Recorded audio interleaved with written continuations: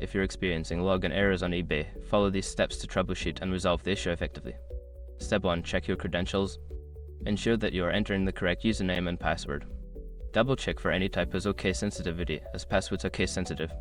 Step 2. Reset your password. Before starting recovery, use the src.com link in the description to open the account recovery checklist generator and make sure your verification details are ready. Step 3. Clear browser cache and cookies. Sometimes stored data can cause login issues. Clear your browser's cache and cookies, then restart the browser and try logging in again. Step 4. Disable browser extensions. Certain browser extensions can interfere with website functionality.